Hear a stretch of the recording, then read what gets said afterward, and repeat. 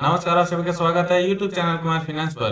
पिछले 2-2.5 महीनों में बैंक निफ्टी की जिस तरह से पिटाई हुई है, उसका इम्पैक्ट बैंकिंग सेक्टर से बिलोंग करने वाले मैक्सिमम शेयर पर देखने को मिला है। और पूरे ओवरऑल बैंकिंग सेक्टर को देखें तो इनके शेयर प्राइस में कोई खास मूवमेंट नहीं देखने को मिला है। या यूं कहा जा सकता है मैक्सिमम बैंकिंग सेक्टर से बिलोंग करने वाले शेयर्स में गिरावट ही देखने को मिली है। पिछले एक साल में बैंक निफ्टी ने जिस तरह से नया हाई बनाते हुए 37,700 का मार्क टच किया, उसके बाद पिछले 2.5-3 महीनों में इसमें भारी करेक्शन भी देखने को मिला और एक बार के लिए बैंक निफ्टी 31,000 लेवल को टच कर गया। लेकिन वहां से एक बार फिर से यहां पर इंप्रूवमेंट देखने को मिल रहा है। ठीक उसी तरह बैंकिंग सेक्टर से बिलोंग करने वाले क्वालिटी शेयर्स ने भी पिछले एक साल में नया हाई बनाया और उनमें भी पिछले 2-2.5 महीनों में भारी करेक्शन देखने को मिला। इसी सेक्टर से आने वाला एक ऐसा भी स्टॉक है जो अपने लाइफ टाइम हाई से करीब 55% के आसपास डिस्काउंटेड रेट पर अवेलेबल है। और इस वीडियो में बात करने वाले हैं उसी शेयर के बारे में जिसका नाम इंडसइंड बैंक लिमिटेड है। इसका लाइफ टाइम हाई प्राइस 2000 के ऊपर है।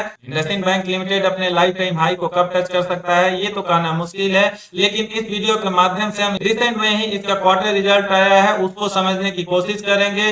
ब्रोकिंग हाउसेज द्वारा इस शेयर का टारगेट प्राइस भी दिया जा रहा है। ये पूरा डिटेल जानने के लिए हम इस वीडियो में इसका स्टॉक एनालिसिस करें। उसके पहले मैं कहना चाहूंगा, अगर आप फर्स्ट टाइम विजिटर हैं इस चैनल पर या अब तक आपने इस चैनल को सब्सक्राइब नहीं किया है तो चैनल को सब्सक्राइब करके बेल आइकन का बटन जरूर प्रेस करें ताकि आपका और हमारा साथ हमेशा के लिए बना रहे।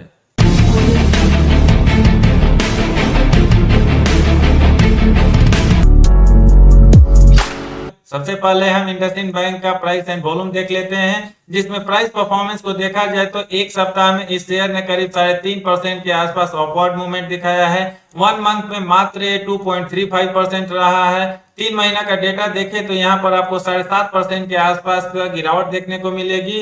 1 ईयर में जरूर इस शेयर ने अच्छा परफॉर्मेंस देते हुए 115% के आसपास ग्रोथ दिखाया है अपने प्राइस में, जबकि 3 साल के परफॉर्मेंस में ये अपने इन्वेस्टर्स को काफी निराश किया है क्योंकि इसके शेयर प्राइस में करीब 50% के आसपास गिरावट देखने को मिली है। वॉल्यूम एनालिसिस पर नजर डाला जाए तो टुडे का डेटा जो यहाँ पर अवेलेबल है एनएससी और बीएससी मिलाकर आपको 52 लाख शेयर ट्रेड होता हुआ दिखेगा।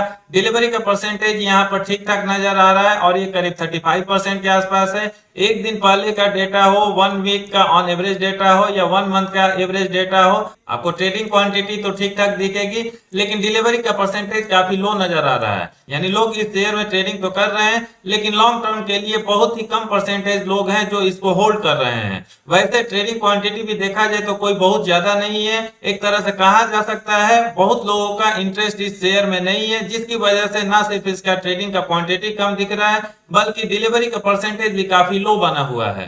प्राइस एंड वॉल्यूम के बाद अब हम इंडसइंड बैंक का लास्ट क्वार्टर का रिजल्ट देख लेते हैं और साथ ही पिछले कुछ सालों का परफॉर्मेंस देख लेते हैं। इस कंपनी ने अपने सेल्स हो या बिजनेस हो कैसा ग्रोथ दिखाया है।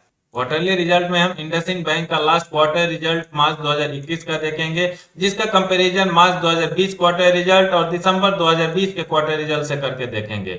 इसका revenue year on year basis पर 7,387 करोड़ से बढ़ के 7,419 करोड़ तक पहुंचता है और पिछले क्वार्टर दिसंबर 2020 के भी हिसाब से इसमें आपको थोड़ा सा ग्रोथ देखने को मिलेगा क्योंकि दिसंबर 2020 क्वार्टर रिजल्ट के हिसाब से इसका रेवेन्यू 7,242 करोड़ का था। फाइनेंशियल प्रॉफिट इंडसइंड बैंक का पिछले कई क्वार्टर से लगातार निगेटिव बना हुआ है। हालांकि आपको यहां पर इंप्रूवमेंट देखने को मिलेगा क्योंकि मार्च 2020 में इसका फाइनेंशियल प्रॉफिट निगेटिव 1356 करोड़ था।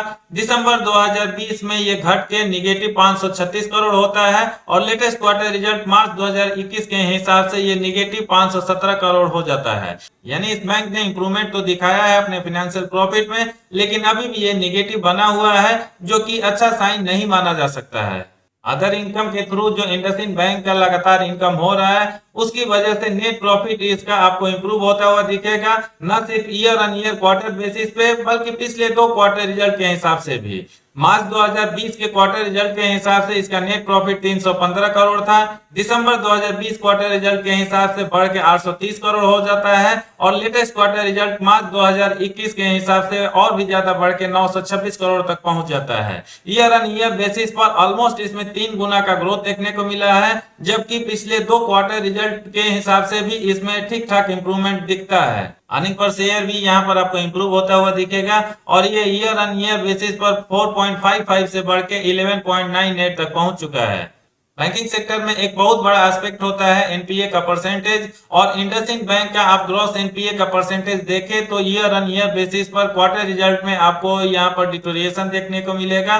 और ग्रॉस एनपीए इसका मार्च 2020 में जो 2.45% हुआ करता था, बढ़ के मार्च 2021 क्वार्टर रिजल्ट में 2.67% हो जाता है। नेट एनपीए के परसेंटेज में जरूर आपको गिरावट देखने को मिलेगी और ये 0.91% से घट के 0.69% तक पहुंचा है। हालांकि अभी भी मैं कहूंगा इसका ग्रॉस एनपीए ठीक ठाक नहीं दिख रहा है, ये खतरे की घंटी तो अभी नहीं है, लेकिन शायद आने वाले टाइम में अगर ऐसे ही इसका ग्रॉस एनपीए बढ़ता रहा तो उसको टच कर जाएगा। सुखद घटना यहाँ पर ये देखने को मिल रही है, नेट एनपीए का परसेंटेज इसका गिर रहा है और शायद आने वाले कुछ टाइम में अगर ग्रॉस एनपीए इसका कंट्रोल रहता है, नेट एनपीए के परसेंटेज में भी आपको भारी गिरावट देखने को मिले।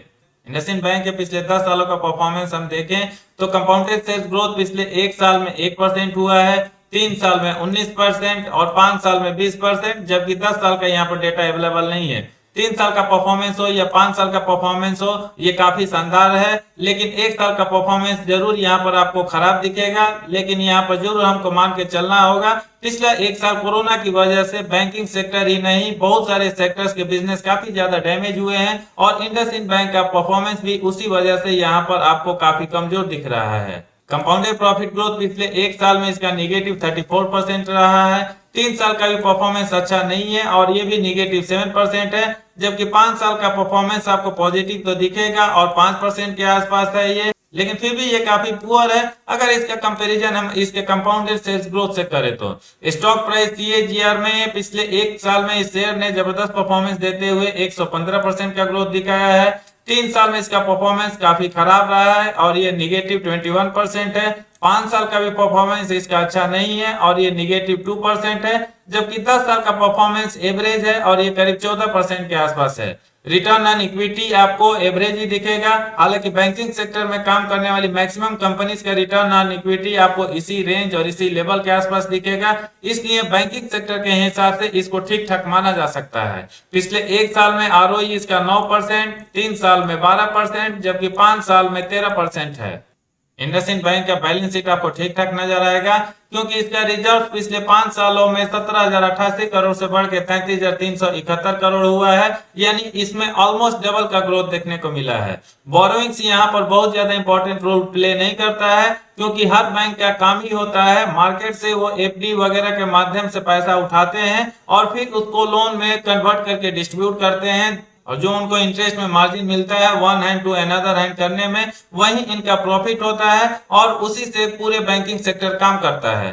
शेयर होल्डिंग पैटर्न में प्रोमोटर्स की होल्डिंग बहुत कम और कांस्टेंट बना हुआ है पिछले 2.5-3 सालों में। जून 2018 में प्रोमोटर्स की होल्डिंग 16.77% था, जिसमें मामूली गिरावट होती है और लेटेस्ट क्वार्टर रिजल्ट मार्च 2021 के हिसाब से प्रोमोटर्स की होल्डिंग 16.55% हो जाता है। एफआईज की होल्डिंग भी यहाँ पर आपको कम होती हुई दिखेगी और इस सेम पीरियड में 52.64% से घट के 50.91% हो गया है। डीआई की होल्डिंग में आपको ऑलमोस्ट 80% का ग्रोथ देखने को मिलेगा और इस पीरियड में डीआई की होल्डिंग 10.57% से बढ़ के 18.11% तक पहुंच चुका है।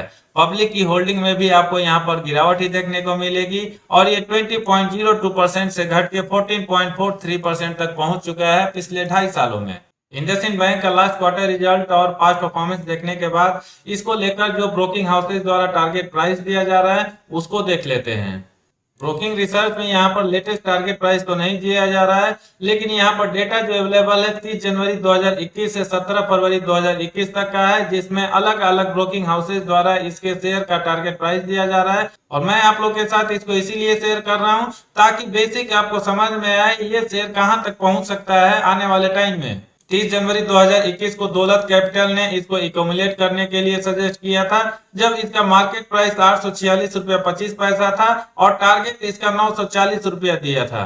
मोतीलाल ओसवाल ने 30 जनवरी को ही बाई का रिकमेंडेशन देते हुए 1200 रुपया का टारगेट प्राइस दिया है।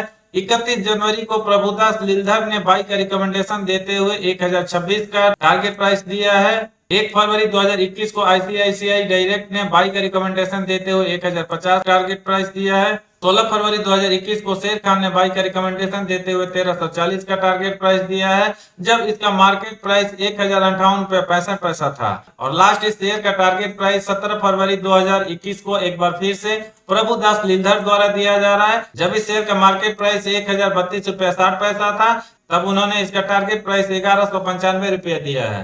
क्योंकि 31 जनवरी को जो उन्होंने टारगेट प्राइस 1026 रुपया दिया था, बहुत ही शॉर्ट फ्रेम ऑफ टाइम में अचीव हो गया और इस शेयर का प्राइस 1032 रुपया के आसपास तक पहुंच गया था, जिसकी वजह से उन्होंने अपने टारगेट प्राइस को रिवाइज करते हुए 1195 रुपया दिया है। हालांकि यहाँ पर 1340 रुपया इसका हाईएस्ट टारगेट प्राइस शेर खान द्वारा दिया जा रहा है।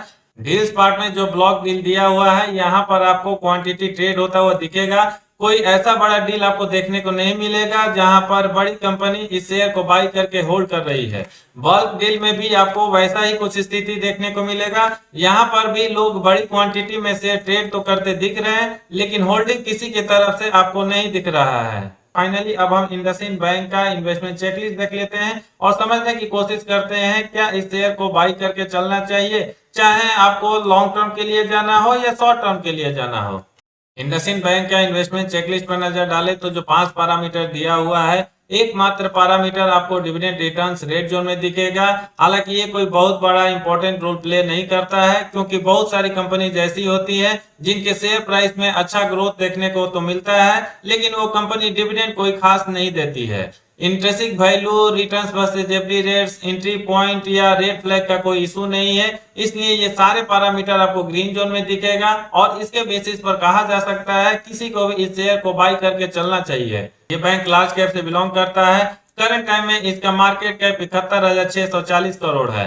की मैट्रिक्स में आपको पी रेशियो भी इसका अच्छा दिखेगा और ये 23.14 है, जबकि सेक्टर का पी 28.13 है।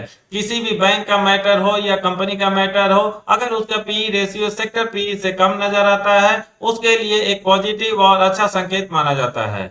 फोरकास्ट में 46 एनालिस्ट ने जो अपना ओपिनियन शेयर किया है, उसमें 87% एनालिस्ट का मानना है इस शेयर में इन्वेस्ट करना चाहिए और ये शेयर आने वाले टाइम में अच्छा रिटर्न दे सकता है। अब बात किया जाए क्या इंडसइंड बैंक के शेयर में इन्वेस्ट किया जा सकता है। मेरे हिसाब से अगर आप लॉन्ग टर्म में जाना चाहते हैं, इंडसइंड बैंक का शेयर उसके लायक नहीं है, क्योंकि इसके शेयर प्राइस में जबरदस्त आपको वोलेटिलिटी देखने को मिलती है।